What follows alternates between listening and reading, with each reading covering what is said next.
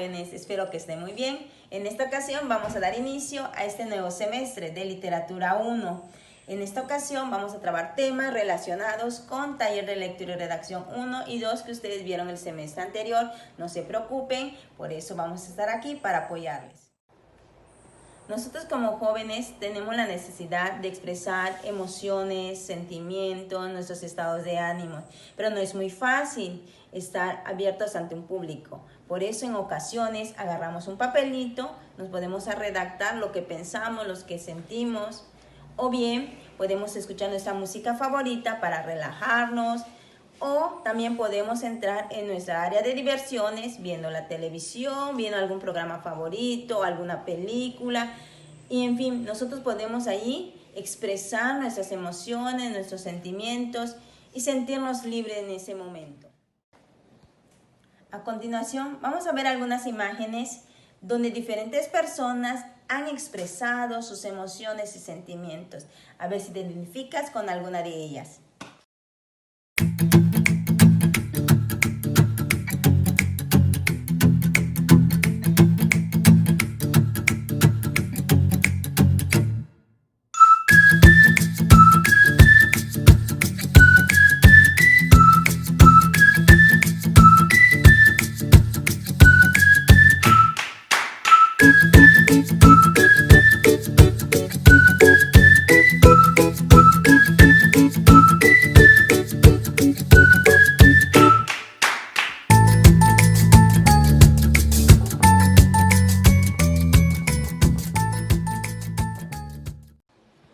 La literatura es una forma de expresión artística que emplea como principal lenguaje la forma escrita o oral, donde nosotros transmitimos nuestras emociones y nuestros sentimientos. Se considera arte porque podemos verla de una forma esencial, donde el autor transmite de una forma muy especial, utilizando la función retórica, las funciones poéticas, para darle belleza a lo que quiere transmitir. Recordando un poco con relación a la asignatura de taller de lectura y redacción, podemos hablar que en la literatura existe un proceso comunicativo o un sistema comunicativo para que nuestras ideas puedan fluir y puedan ser escuchadas. Es importante que exista un emisor. El emisor es el que transmite la información, es decir, es el autor el que crea la obra. El receptor es el que escucha y recibe la información de acuerdo a lo que ha estado viviendo. Pero es muy importante tener un contexto, que es el mundo que nos rodea, en la forma en que nosotros vamos a estar percibiendo la información. También es muy importante tener el mismo código para que podamos entender lo que el autor nos va a transmitir y nosotros como receptores podamos entender lo que nos desean transmitir. También es muy importante tener el mensaje, qué es lo que nos están transmitiendo. Y por último tenemos el canal, que es el medio por el cual nos va a llegar la información. Puede ser a través de un libro de texto, puede ser a través de un poema, a través de algún medio de comunicación. Sergio está en su casa viendo las noticias en la televisión, mientras lee una carta que le ha enviado su tío Manuel. Su madre suspira a ver el desorden que hay en el salón y le señala todos los trastos que hay esparcidos por el suelo con la intención de que los recoja. Pero Sergio se acuerda de que tiene que hablar con Cristina para decidir qué película verán esta tarde en el cine y descuelga el teléfono para llamarla. Todas estas situaciones son procesos de comunicación que se dan a nuestro alrededor, pero que a veces no somos conscientes de que se producen. La comunicación es un proceso mediante el cual un emisor transmite un mensaje de manera verbal o no verbal a un receptor mediante un canal concreto y con un código común a ambos, con el fin de difundir, intercambiar o compartir información, ideas o sentimientos. A partir de esta definición vamos a conocer todos los elementos que intervienen en el proceso de comunicación para entenderlo mejor. Veamos el ejemplo de la llamada de teléfono entre Sergio y Cristina. En este caso, Sergio es el emisor en este proceso de comunicación, es decir, la persona u objeto que emite el mensaje. El destinatario del mensaje de Sergio es Cristina, por tanto, ella es el receptor, aquella persona o personas que reciben la información. Sergio tiene que decirle a Cristina qué película quiere ver en el cine esta tarde. Por tanto, este es el mensaje, la información que se quiere transmitir. Para que este mensaje llegue al receptor de una manera adecuada es necesario un camino que una a Sergio y a Cristina. El medio físico por el que se transmite la información se llama canal y en nuestro ejemplo es el hilo telefónico. Además, es necesario que Sergio y Cristina utilicen una misma forma de comunicarse para que ambos puedan entenderse. Por ejemplo, si uno de ellos habla en español y el otro en inglés, no podrán llegar a comunicarse de manera correcta. Por este motivo es necesario que los dos usen el mismo código, o sea, un conjunto de signos y reglas necesarios para la elaboración del mensaje, que emisor y receptor deben conocer para poder codificar y descodificar adecuadamente la información. Este proceso también se ve influido por la situación o el contexto en el que se produce el acto comunicativo. Además, pueden darse interferencias o ruidos, entendiendo estas como cualquier perturbación que sufre la señal en el proceso comunicativo, ya sea por problemas en la línea telefónica o por la fonía de uno de los dos interlocutores, por ejemplo. ¿Eres capaz de reconocer otros esquemas de comunicación en el salón de Sergio?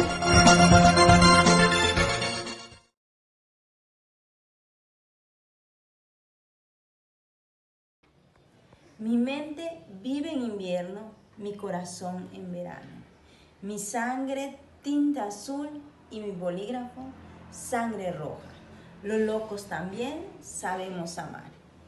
El vacío se encuentra lleno de nada. Muero por tu amor, te amo como el infinito. ¿Han escuchado alguna de estas frases? Es importante conocer el lenguaje literario para poder expresar nuestras emociones y nuestros sentimientos de una forma oral o escrita. A continuación, se transmitirá un video donde una joven está expresando sus sentimientos a través de un hermoso poema donde fue inspirada ella y un autor anónimo. Observando el cielo, una noche despejada, miré una estrella muy brillosa que caía. Pide un deseo, me decía. Estaba un poco nerviosa y muy emocionada. Señor, ¿qué pediré? ¿Qué pediré? No quiero ser materialista. Ah, ya sé. Algo que siempre he deseado es tener un ángel a mi lado. Espero no ser egoísta. Algunos días pasaron y me encontraba en oración, recordándole al Dios del cielo que no se olvidara de mi petición. Oh, qué grande mi sorpresa cuando oí aquella dulce voz que con amor inigualable a mí se dirigió. Hija mía, observa con mucha atención que ese ángel que tú has pedido a tu lado siempre ha estado con devoción. 9 meses te cargó en su vientre, esperando tu llegada con emoción, la sonrisa siempre en su rostro, no importando su dolor. De bebé te consentía con cuidados especiales, la carriola, la cobija, los chupetes y los pañales. Desveladas, cansancios, retrasos en el trabajo, todo sufrimiento era opacado por la dicha de estar a tu lado. Cuando a veces te enfermabas, ¿a quién primero tú llamabas? Y si tenías pesadillas, ¿quién estaba de rodillas? Tu primer día de clases, ¿quién te llevaba de la mano? Ella estaba más nerviosa que se quedó en la puerta esperando. Y así te puedo seguir mencionando las veces que por ti se ha sacrificado, las veces que por ti ha clamado. Y aunque tú le hayas fallado, ella siempre ha estado a tu lado. Gracias, Padre mío, los ojos me has abierto. Ahora me doy cuenta que el ángel que me has enviado es mi madrecita querida que nunca me ha dejado. Felicidades a todas las madres que nos están viendo, en especial a las del monte Sinaí. Hijos, ¿qué están esperando? Abracen a ese ángel que tienen ahí. Ustedes son mujeres ejemplares, de seguro muy valiosas. Para nosotros especiales, mejor que 1000 piedras preciosas. Como dice en Proverbios 31:29, mujeres buenas hay muchas, pero tú las superas a todas. Gracias. Te amo mucho, mamita. Tú eres la mejor. Eres muy hermosa. Besito.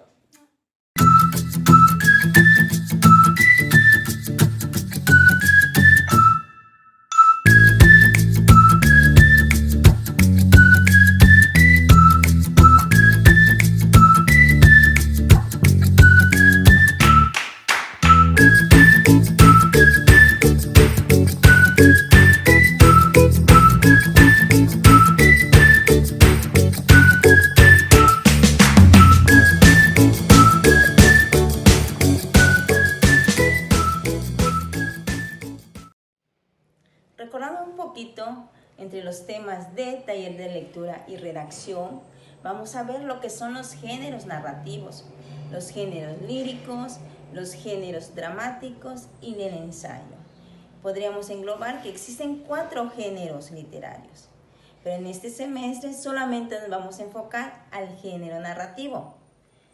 ¿Ustedes han escuchado algunas historias de nuestros abuelitos? ¿Han escuchado alguna historia de la comunidad? ¿O los han puesto a leer algún cuento, alguna fábula a sus hermanitos o a alguno de sus primos? Es importante que dentro de este género narrativo exista un protagónico, que es el narrador. Si no hay narrador, no hay texto narrativo. ¿Han escuchado la leyenda del Ixtabay, del Huaychivo, del Chupacabras? ¿Han escuchado alguna novela interesante como Romeo y Julieta? También en nuestra infancia, en la primaria, en el kinder, en la secundaria, nuestros maestros nos han hablado de alguna historia, de algún cuento que les llama mucho la atención. Para eso, vamos a ver el siguiente video.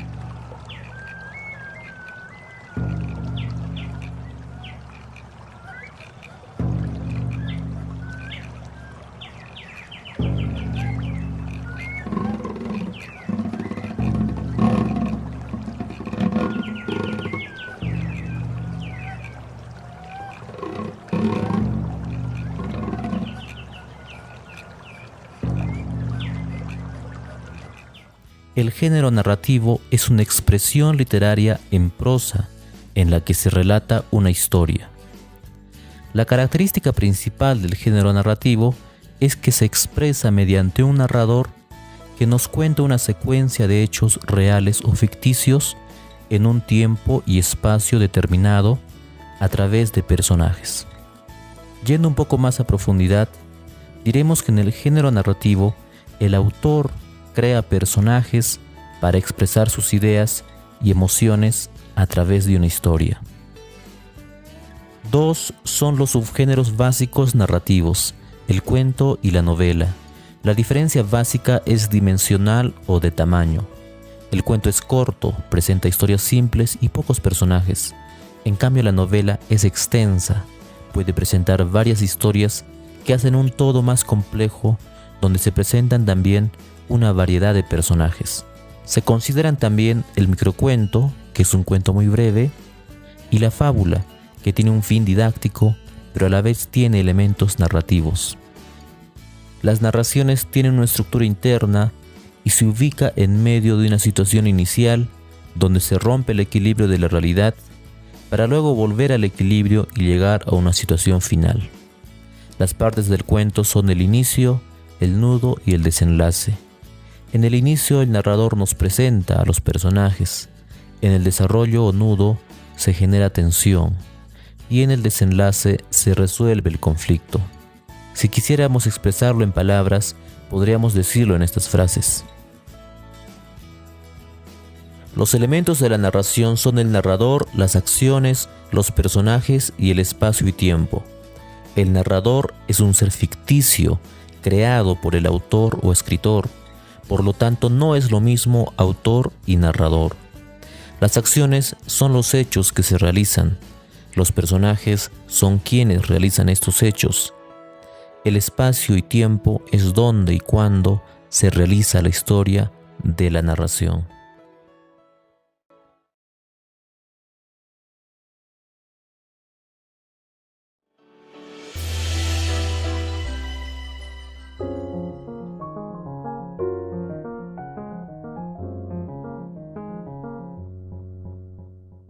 La zorra y el leñador.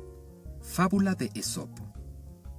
Una zorra estaba siendo perseguida por unos cazadores cuando llegó al sitio de un leñador y le suplicó que la escondiera. El hombre le aconsejó que ingresara a su cabaña. Casi de inmediato, llegaron los cazadores y le preguntaron al leñador si había visto a la zorra.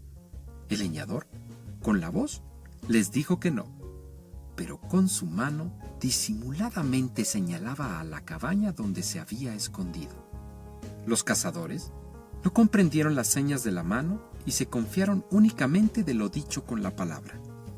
La zorra, al verlos marcharse, salió sin decir nada.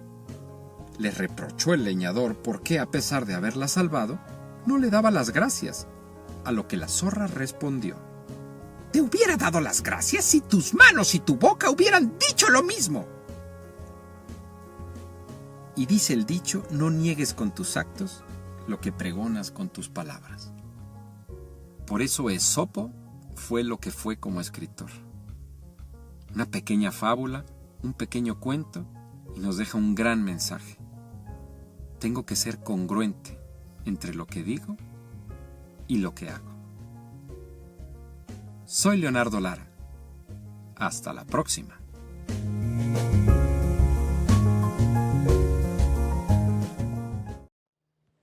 Jóvenes, todos estos conocimientos que hemos estado recordando lo vamos a reforzar durante el transcurso de este semestre. Nos seguiremos viendo. Hasta luego.